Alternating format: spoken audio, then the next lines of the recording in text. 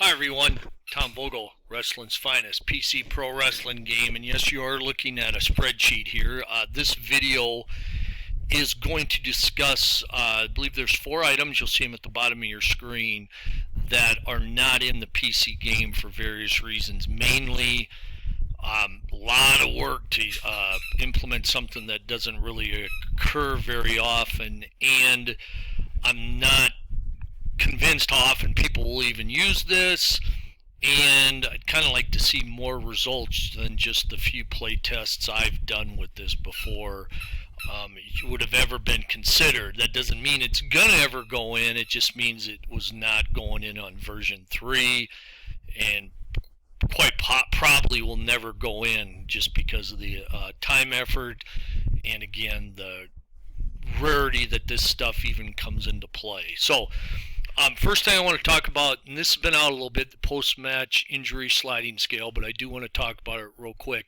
You do need to have two 10-sided dice. On another chart, I believe you need to have a 20-sided dice.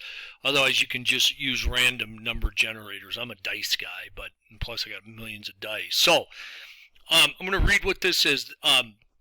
Following each match, both wrestlers roll a two 10-sided dice. If the number rolled is 0 or a 1 to 98, then the wrestler does not suffer any significant injury. If the number is 99 or 100 and a 0, 0 is considered 100, the wrestler may have suffered an injury. Roll the two-sided dice and use the wrestler's injury rating column to get the result. Now, first thing is you can do this after every match on your card, or if you just want to do it at the end, count out how many, wrestlers, teams, if you had, 9 matches, I guess that would be 18 rolls you could do. You just have to make sure you know who you're rolling for. I typically do it after every match. So match ends, 2 wrestlers, you roll the dice, and let's say the first one's a 33, so it doesn't fall in the injury, but let's say the next one's a 0, 0, which is 100. You now have potential injury. So what you do then is you find the wrestler's injury rating. Let's say it's kind of high. Let's say he's a 6. So what you do then is you roll the 10-sided dice again, both of them, and let's say you roll an 81. This would fall under 4, so you come down here to 4. Wrestler suffers an injury, roll one 10-sided dice and multiply by 2. This is the number of days the wrestler must miss. It then tells you go to chart 4, you roll the dice one more time, and let's say you roll an 8.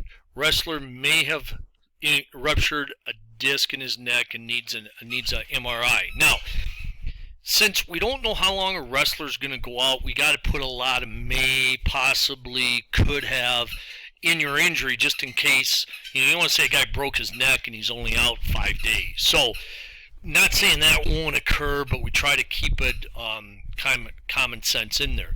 So, this is how the post-match injury part works. Now, if you want to bring into play the new feature, injured wrestler setting, which is on the main game screen, and I'll show that to you at the very end of this.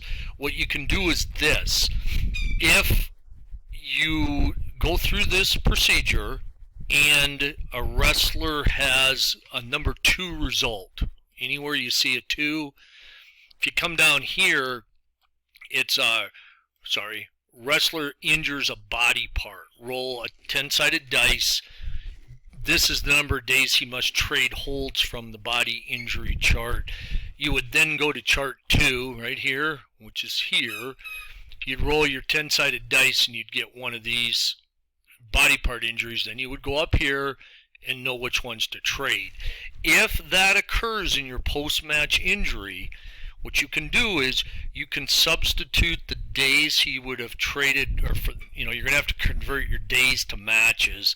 That's always a hard one. Should the guy miss total matches or should he miss total days?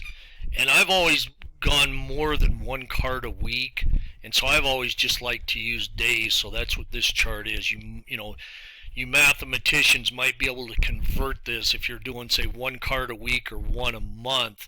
If you want to try to figure out a system that would apply to your wrestling world. But for this example, if a wrestler, the end result is he has to trade out of holds, let's say for I'll just say 4 matches. Instead of trading out of the hold, you would set the injured wrestler setting, and then the game would make an adjustment to the injured wrestler, and you would select that setting for the 4 matches he should have traded holds. Just your option to do it, or you can continue to trade holds.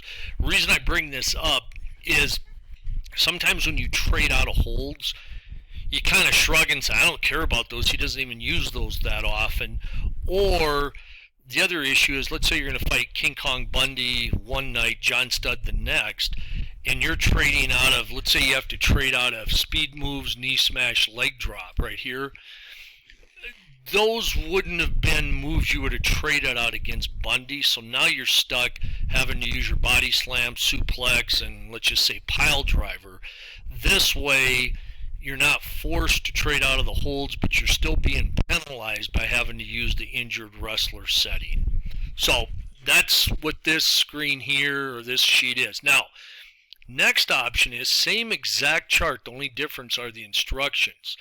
So if an injury occurs during the match that does not indicate how many days are to be missed, use the chart below to determine the length and type of injury.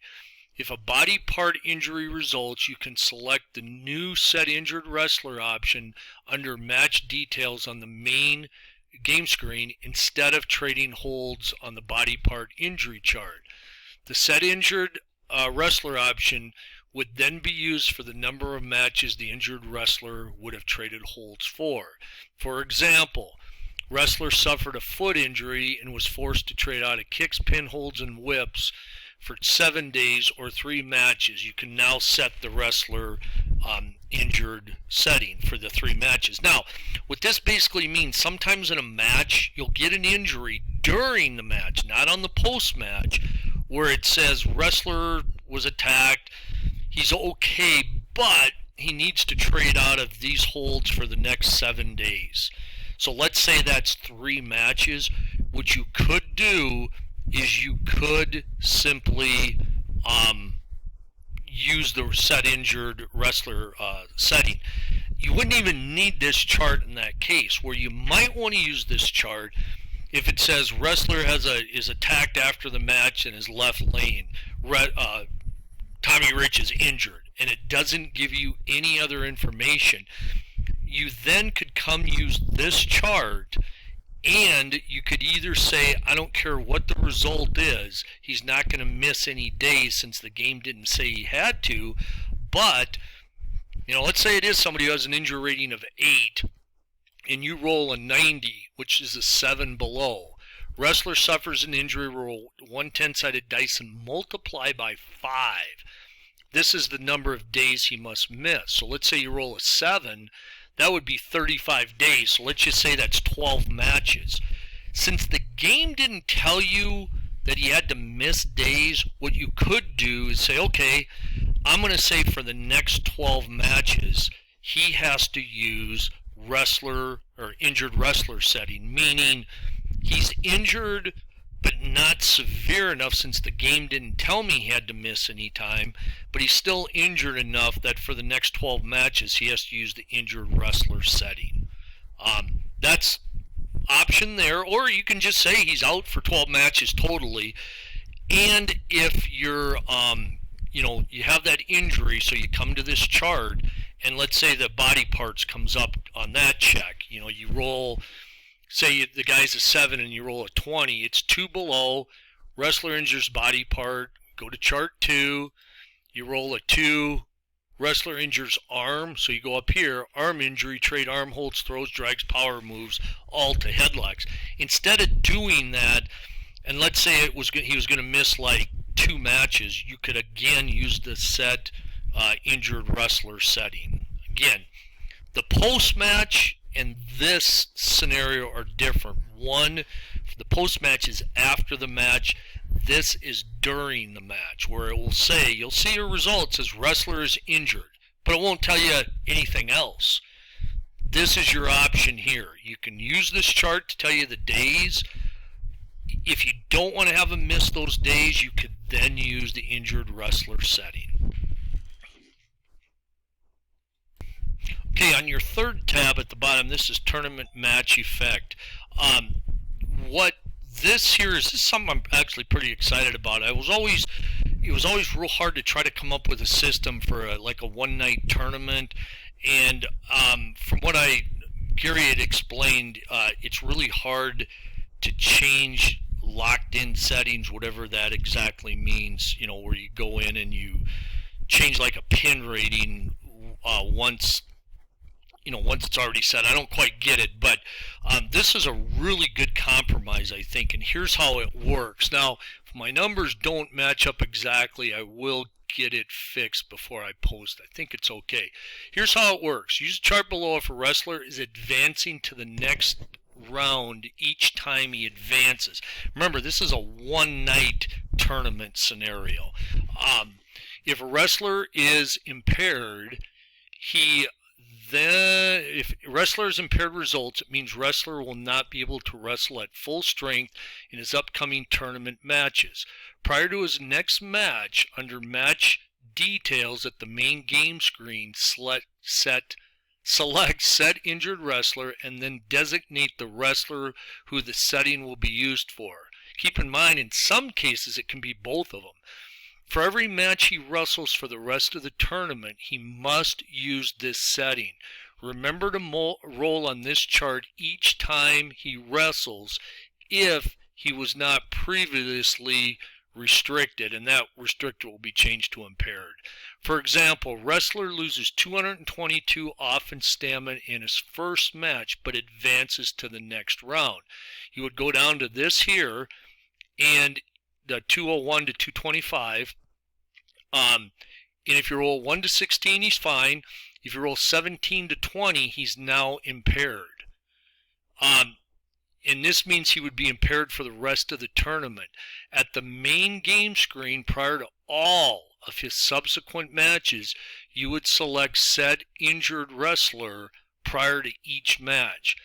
In this example, if 1 to 16 was rolled, then he is okay to wrestle at full strength for his next match. Not all of them, just his next one. If he wins his next match, you would then again roll again using his cumulative stamina off for this tournament. So, first example, I said 222. Let's say which fell under here. Let's say the next time he wrestles, he loses 140, which would put him to 362. So now he's in this range. Now, let's say it's an 8-man one-night tournament. If he wins this match, I believe he goes to the finals. So if he rolls a 1 to 7, he's okay, but if he rolls an 8 to 20, he is impaired. So you would then, if he is impaired, you then would use the wrestler injured setting. Keep in mind, so let's say the first match it was that 222, but let's say you rolled a 19, he is now going to wrestle impaired for the rest of his matches, provided he advances. So even if the next match he only takes 20 off his stamina, or if he takes 200 off his stamina, doesn't matter. He's impaired the rest of the way. He does not ever recover from that. Once he gets in there, he's there. So what's nice about this is it builds in that, I guess you can call it excuse, that if you have a baby face who just gets the first round, just gets killed, gets to the second round, he's barely able to stand, but somehow he sucks it up and pulls it out and wins.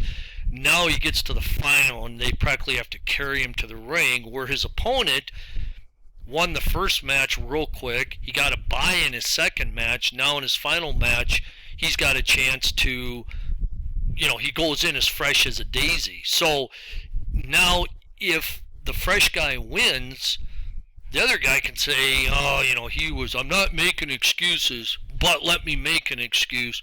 I could barely walk that match. He would have never beat me had I not gone through that.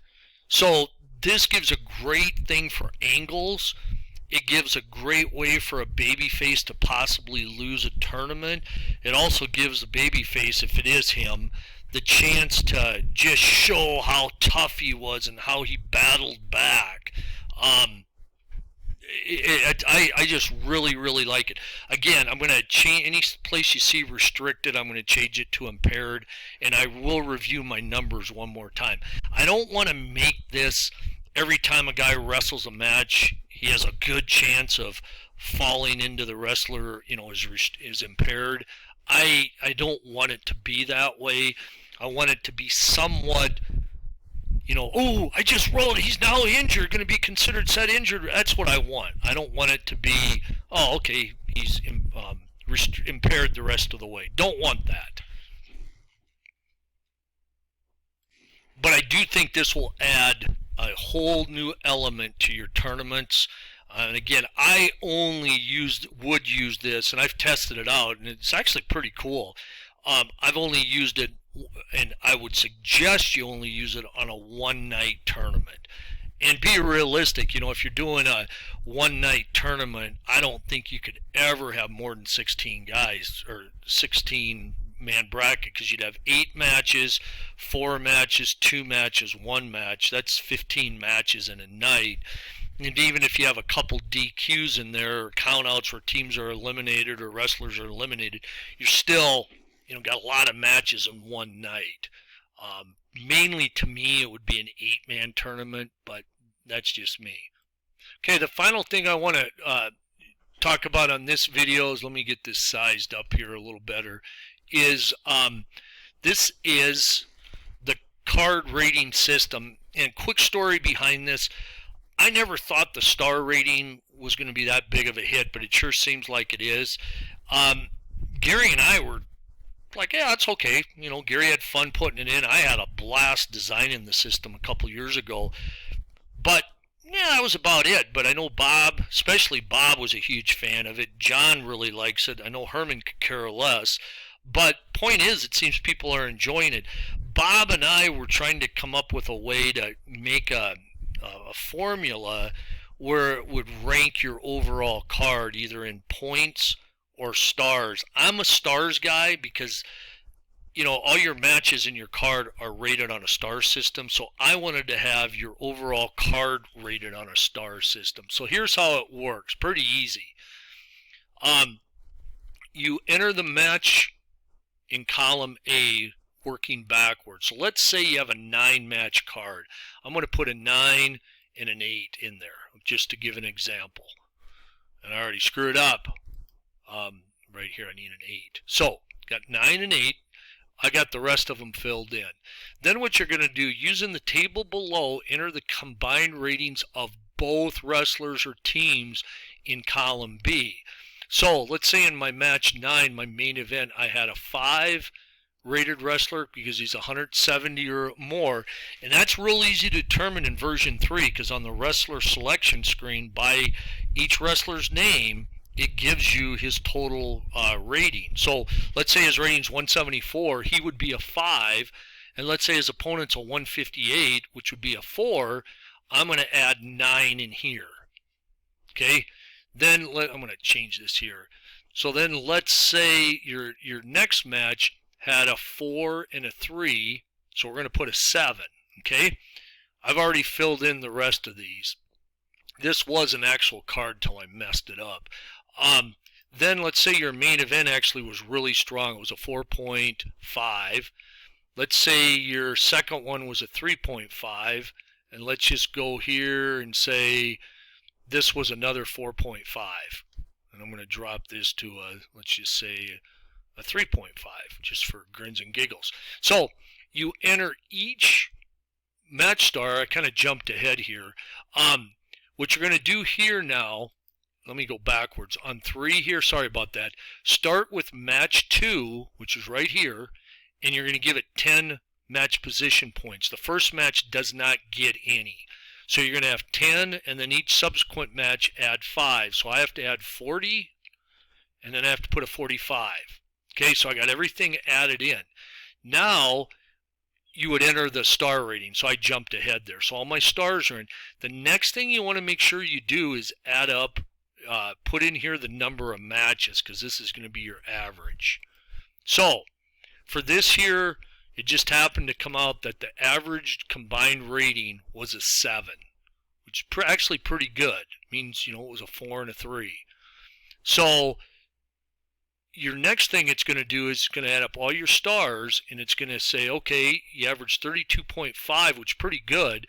Divide it by 9, that's 3.611. That's your average if you just take 32.5 divided by 9. Problem with that is a lot of your top matches really matter more.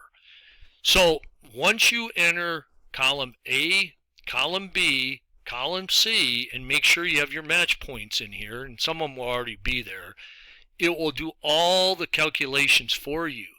What happens now is it will add up column F, 404, and this computation here, 108, is the 45, adds up your match positions, and your wrestler rating, 63, to give you the 108.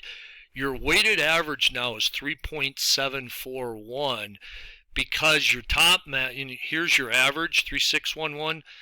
The little bit of bump means your top was a little bit better. So let's just say, for sake of argument, keep that in mind, 3.611, 3.741. Let's just say this was a 5-star match. Look how that went up. This needs to be just bumped a little bit. Look how it bumped to a 3.778 into a 3.949. Except here I made a mistake. I didn't put the 9 in. That's how many matches there are. So this is actually, the points are just a little bit less, but that's really good. This is a phenomenal score, by the way, 3.949. So let's come here and let's have a little fun. Sound like Bob Ross here. Ooh, you know, I can put trees here because I like trees. Let's say this match was a 2-star. Say this was a 1.5, and let's say this was a 1. So you see how your average went down to 3.22, but your weighted average stayed very high because your top 3, actually your top 4 matches were very, very strong. So the stronger your top matches are, you know, because typically that's where you're going to have your higher rated wrestlers, because there's a good chance this might have only been like a 4 for an average. And see how that drops you to a 3.22, but here you're still pretty strong. So weighted average, again, fill in column A, all your matches. I think I have it goes up to 12. Put your combined adjusted rating here. You know, it's going to be, basically it's going to be from 2 to a 10. You know, because you could have 2 1s or you could have 2 5s or any combination. Fill in your match points. Remember, start at 10, and this is already on the sheet. In fact, this will probably be what I post. So the only thing you would have to change is if you added more matches, and you change your wrestler ratings, and then all you do then finally is enter all your stars, what each match is. This column, these totals, of course, this are all automatically in there. This is always going to add 45 and 61, whatever that is. It's going to put it here, then it's going to divide. Voila, you got it. I just don't know what this tells me, and I can't say, I don't know what, you know, somebody said, well, we could give it an A, B, C, D, or F. I don't know what these points mean, because you're not going to get, you know, I've never seen anything above 75. And so does that mean a 72 or higher is an A? I don't think so, because to me, you'd have to have, I don't even know what a 4-star would be. So I'm just going to look at it as my overall card was a 3.627. And to me, if you got like a 3.5 to a 3.75, you've had a darn good card. 3.75 to 4, that's a really, really good card. And if you hit 4 for an average, outstanding. I think you're going to rarely see a 4. You know, if you're at 3, yeah, you're in the average, maybe slightly below, but I you know, for the most part, if I had a 3.3, I guess I'd be okay with that. I just don't want to go below 3 if possible. Not that I have any control over it. So Anyway, I think it's fun to use this. Again, it's simple. You can ask any questions of me at the forum. My email is one word, lowercase, Tommy, Tommy, initial V as in Victor, 33 at att.net. That's Tommy V 33 at att.net. If you're on my email distribution list, you will be receiving this, and I'm also going to post it at our Delphi, DELPHI forum, FORUM, Wrestling's Finest forum. You can just type that in, Delphi Forum Wrestling's Finest. It will take you right to our forum. Great guys, great wrestling worlds, great wrestling discussion. So if you're a wrestling fan, even if you don't have the game, pop in, follow along, feel free to chime in. Great group of guys. I'm going to leave you with this. I'm going to do just a little bit of cleaning up on this so it looks just a tad better, a couple spots I saw. And we will leave you with my goodbye here. Hope you have a great rest of your day. Thanks for joining in. This is Tom Vogel, Wrestling's Finest, PC Pro Wrestling Game. So long.